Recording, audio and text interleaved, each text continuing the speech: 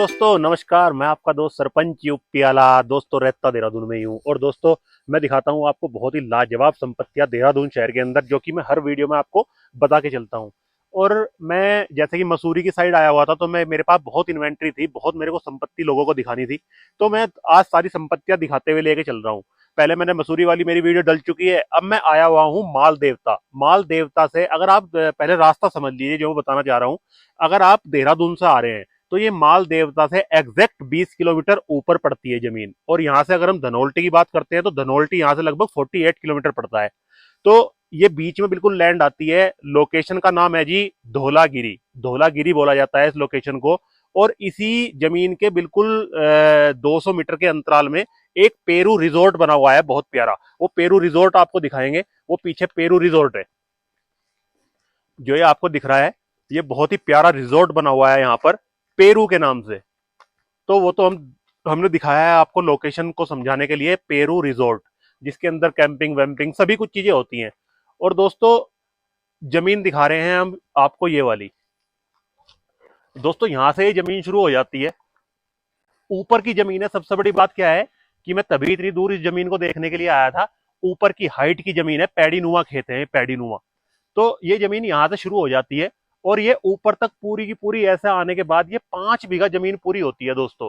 5 बीघा जमीन है, मतलब 20 नाली। 1 बीघा के अंदर 4 नाली होती हैं और 5 बीघा के अंदर हो गई 20 नाली।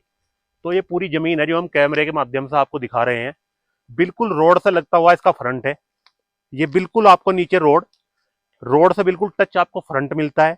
5 बीघा जमीन का बहुत ही बढ़िया जमीन, रिजॉर्ट बनाने के लिए, कॉटेज बनाने के लिए, आप कुछ भी चीज बनाओ। और यहाँ से एक्टिविटी बहुत ज्यादा है। टूरिस्ट गाड़ियां यहाँ से चलती है। अगर आप देखेंगे तो यहाँ से पूरी टूरिस्ट गाड़ियां जो भी हैं, धनोल्टी जाती है, चंबा जाती हैं, फुल यहीं कोई गुजरती है, क्योंकि इस रोड पर रश बहुत कम रहता है लेकिन टूरिस्ट बहुत चलता है। अगर आप नीचे का व्यू देखेंगे तो नीचे का व्यू बहुत ही प्यारा आता है। अभी थोड़े कोहरा टाइप है यहाँ पर लगा हुआ, बारिश भी आ चुकी है यहाँ पर थोड़ी थोड़ी।